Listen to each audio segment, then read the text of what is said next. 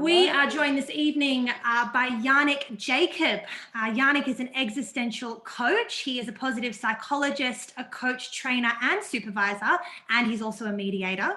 He is the program director of the Accredited Certificate in Integrative Coaching at the School of Positive Transformation, and he's also the former program leader of the University of East London Masters of Coaching Psychology.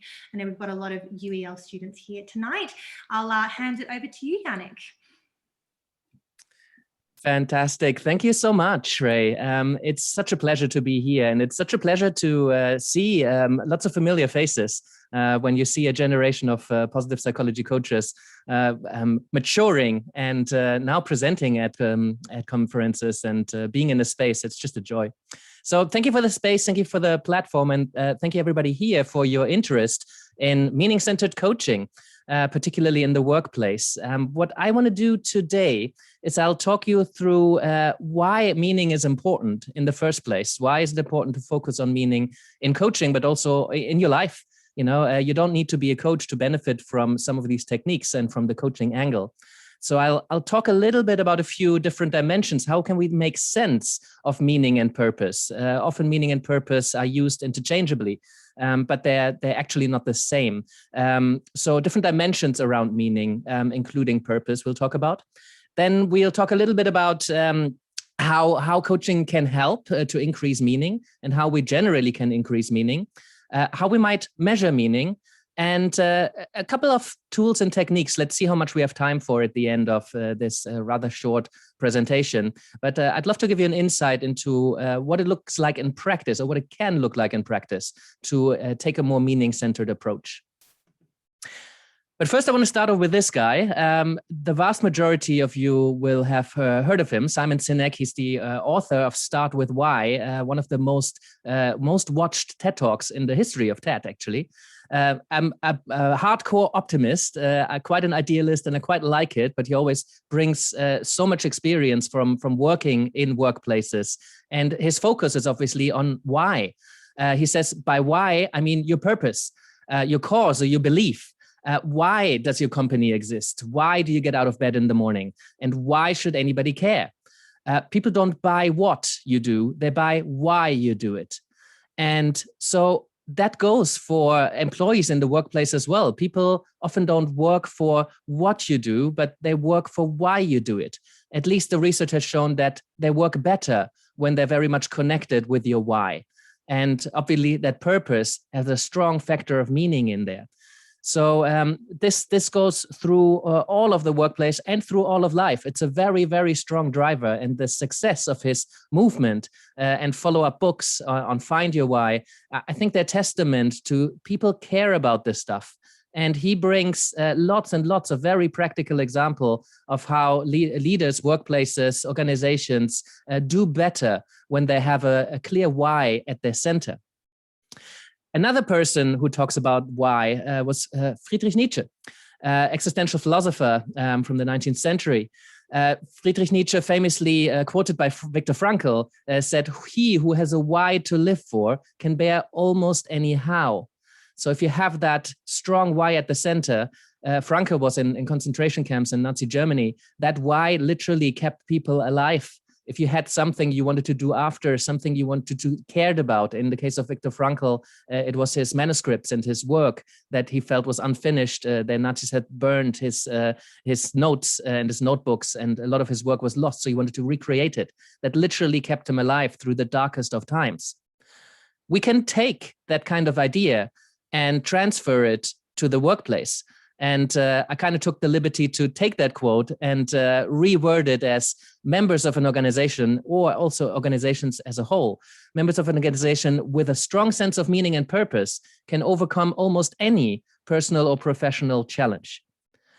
So again, not the darkest of times comparable to Nazi Germany, but people in organizations can go through pretty dark times. We just emerging here in the UK somewhat out of one of these dark times, but a lot of the world is still very much in those dark times.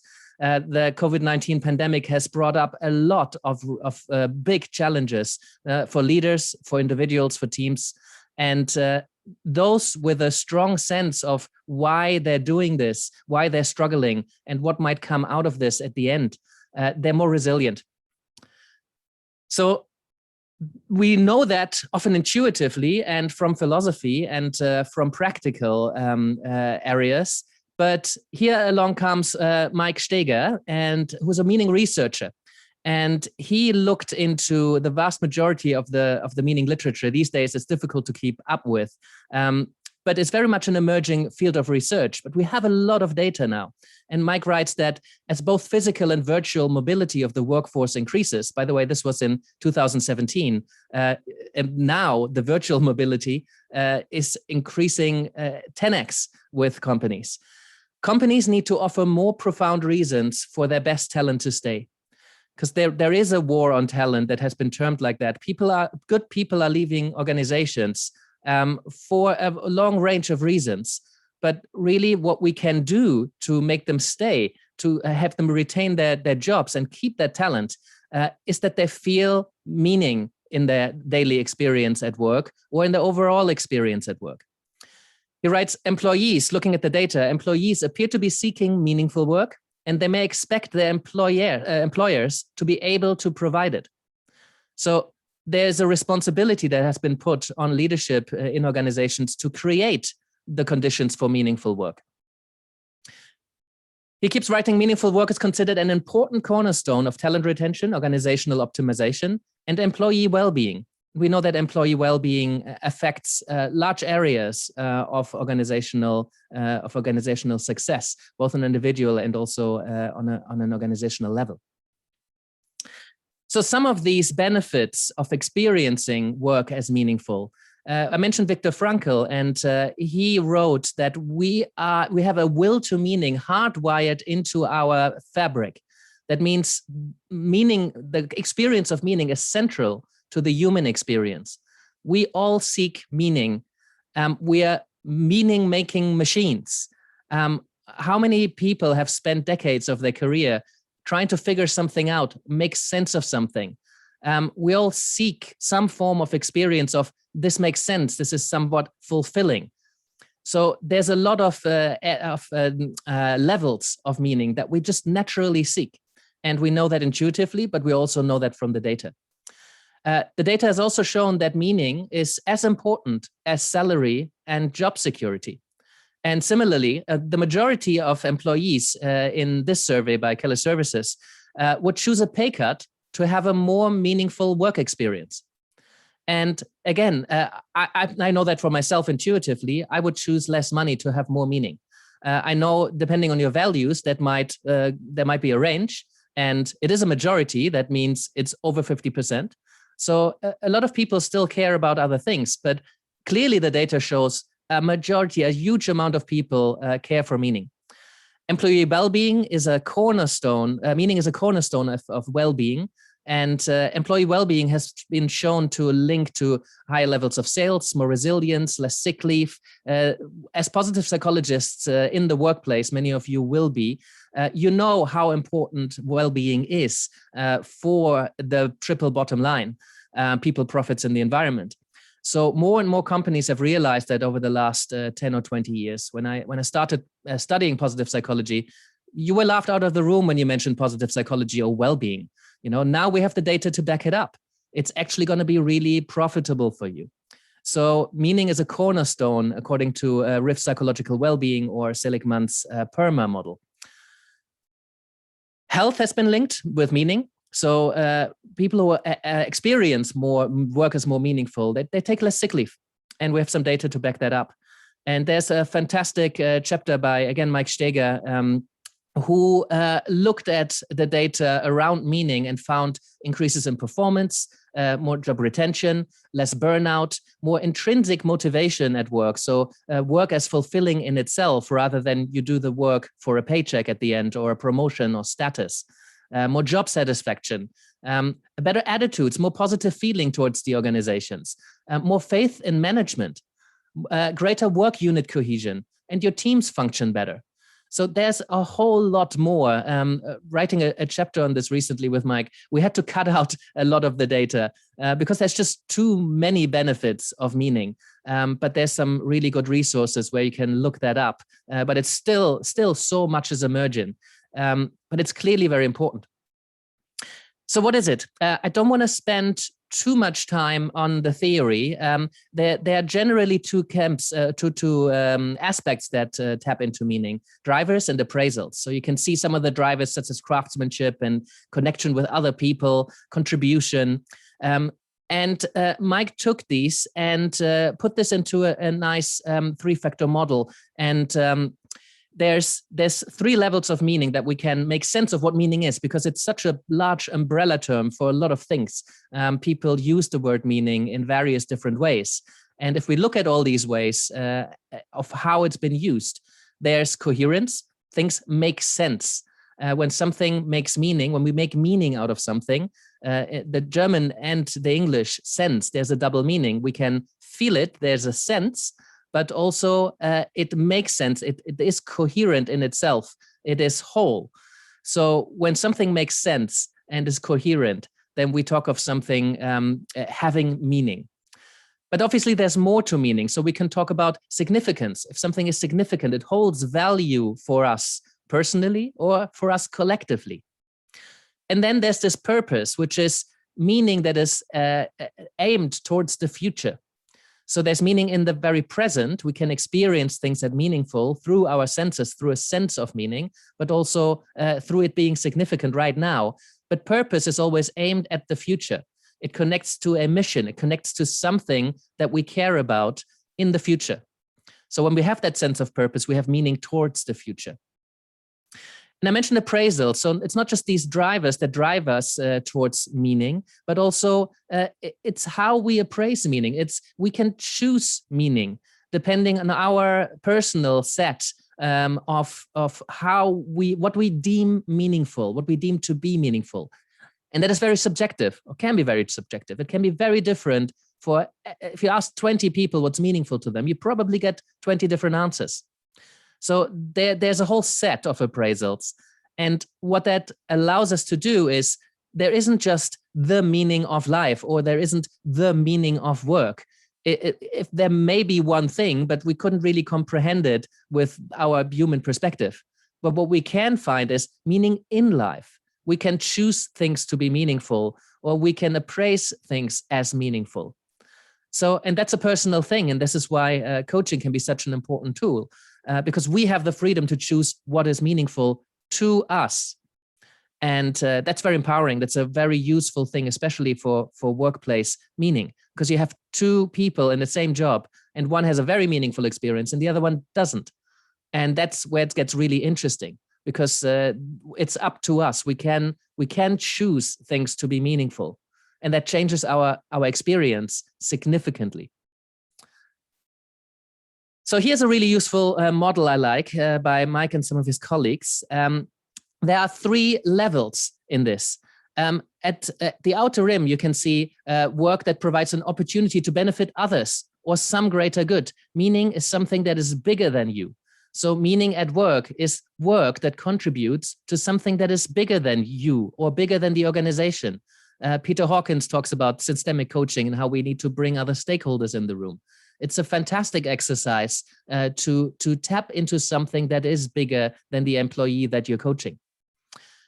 In the middle, we have work that is in harmony with and helps provide meaning in workers' personal life.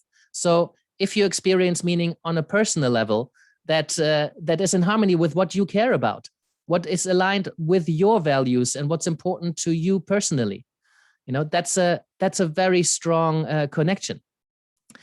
And then in the center, we have work that feels meaningful and has an identifiable point and purpose in an organization. So at a very core level, the work that you do matters within the purpose of what the organization does. So you're aligned with what the organization wants to do. Further out, you're aligned with what the organization wants to do, and it connects to you personally. And then beyond that, you do work that matters in line with what the organization wants, in line with what you care about personally, and that is connected to a greater good. So you can imagine if you have all those three levels of meaning, then your work experience is going to be a very meaningful one.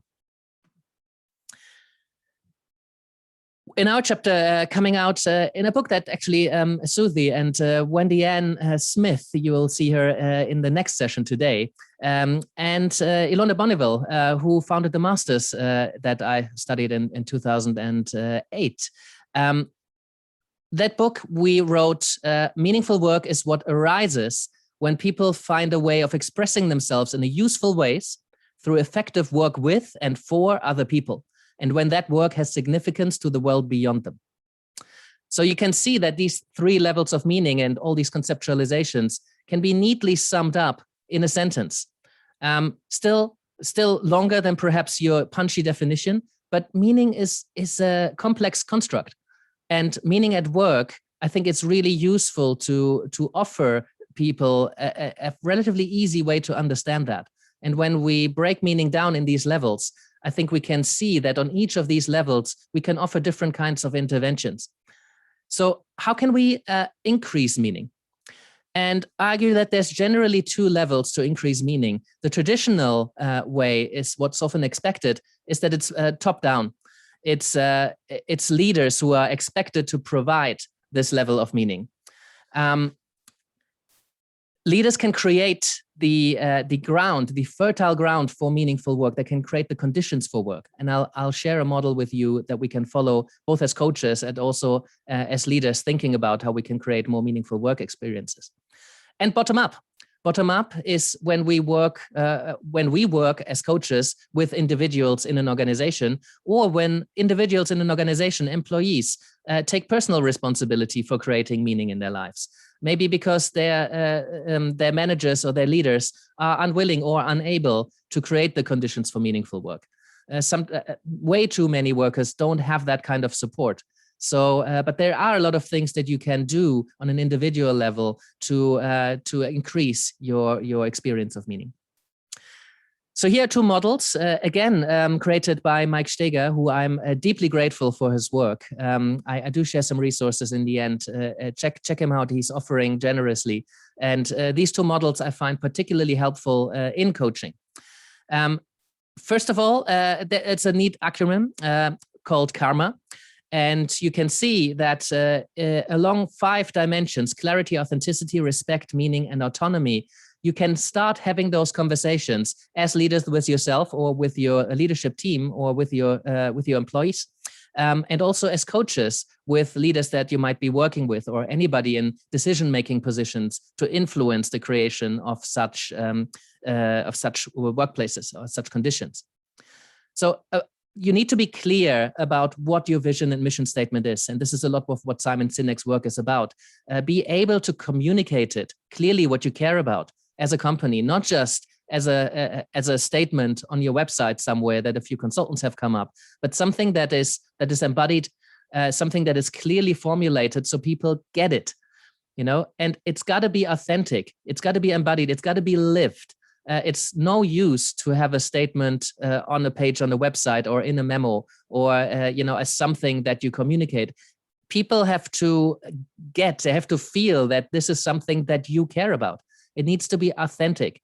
They need to follow their own mission. If leaders behave in a way that is not aligned with their mission, they're losing trust, and their employees and their followers, they lose a sense of meaning because it just seems like a sham or something that they do to look good. And that kind of conflict within organizations, that kind of conflict in bias is very harmful to organizational culture and to the experience of the people working for it. Respect is a very important thing. You need to build positive relationships in an organization. And it begins with leadership respecting their followers, their workers. They need to relate to them in a way that creates opportunities for good interactions. If you're being listened to about what you find meaningful, if a leader or a manager engages with you and figures out what you care about on a personal level, then they can make meaningful connections between what the company does and what their people care about. They can create initiatives. If it's a very social company, they can create initiatives to connect more, or they can create initiatives as a company to connect more with their stakeholders. So there's so much you can do, but it starts from leadership showing their followers that kind of respect. Meaning, obviously here, leadership must convey to each worker exactly how their contribution is vital to the success and the health of the organization and its mission. So it's important that that communication of meaning to each individual is clear, and how they contribute. That element of contribution is in many of these meaning theories, and it shows up in everyday life. If somebody feels like they're contributing in ways that they're clear about, I know what my work contributes to, it's very, very effective. How often do I have coaching clients who really suffer from not seeing what their work is doing? They never have any contact with the final stakeholders, with the clients. They never see their product in action. They don't get to hear the feedback. And some of these things are very, very easy to create. Just show them the feedback of some of your clients. Communicate that. And I know many people already do that, but many don't. And there's certainly, it's a page on the paper. They don't get the emotional content of how their work is making a difference. And autonomy, it's important that you create the environment for your people to do how they want to do things. Obviously, within a certain range, there needs to be some guidance, but sometimes there doesn't, because you can trust the people that work for you to do good work. It's important that you offer them opportunities to do things their way, because that kind of thing leads to innovation. The people at the bottom, 90% of the ideas are created by the 10% of the people, not at the 10% of the people at the top, but the people at the bottom, the people who are working on the floor. They're the people who really know. And if you choose to trust them, that's where new ideas are being born. The other model is called SPIRE, and this is the way to create meaning bottom up for each individual to create more meaning. Tapping into strength is such a powerful pathway into somebody's sense of meaning. Strength, there's many profiles out there. The VIA, there's the Strength Finder by Gallup, there's Strength Scope, and also Strength Profile by Capfinity. Whichever model you're using, all of these allow you to figure out what sits at the core. What are you naturally good at? So when you tap into something that somebody's naturally good at, that connects to them, that they feel intrinsically motivated to do, VI literally stands for values in action. So strengths are a pathway to something that you value, and something that you value is intrinsically meaningful. So when you allow, when you use your strength in a new way at work, or in karma, when you when a condition is created at work where you can use your strength more, when maybe people hire their employees based on their strengths and then put them into positions where they can use them, that's incredibly powerful and contributes to an experience of meaning. Make it personal. Align the work that you do with your personal values. Make some of those connections. I've had to me, it was surprising the amount of coaching clients in organizations that hadn't really thought about the meeting points between what they do at work and what the organization cares about and what they care about. So we can integrate why we do our jobs and other elements in our lives. Own your job. It's something that is often felt like as being laid on us or being given to us, especially when people get promoted into positions that they feel they have to take because it's a promotion, but it's maybe not aligned with what they signed up for in the beginning. How many coaching clients after 15, 20, 30 years in an organization have completely lost their initial motivation of why they started, and they just kind of got used to doing the job because they're good at it and they're getting paid for it. So reigniting that sort of these connections can be a really powerful exercise in creating more meaning. Resonance is about learning the organization's core values. What does your organization care about? If they have that mission statement, when's the last time you looked at it? Is that really embodied? What kind of conversations can you have with people in the organization who can tell you what this organization really cares about? To what extent does it resonate with your personal mission? And expansion, we've seen that creating links to something that's larger than you in this job affects the experience of meaning in great ways. Cool. So what can we do in coaching? How might that look like?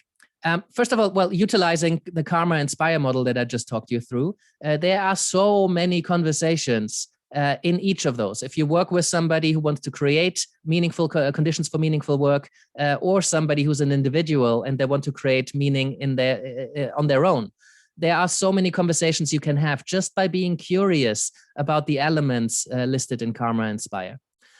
So that will fill many, many coaching sessions if you wanted to. I don't think it's easy to run out of that, but it can also be a quick checklist in terms of what is there. Talking about checklist, I wanted to show you this first because I like sometimes as a starting point, depending on my client, but often clients appreciate, and organizations particularly, to measure meaning. And here's the work and meaning inventory that Mike created with his colleagues.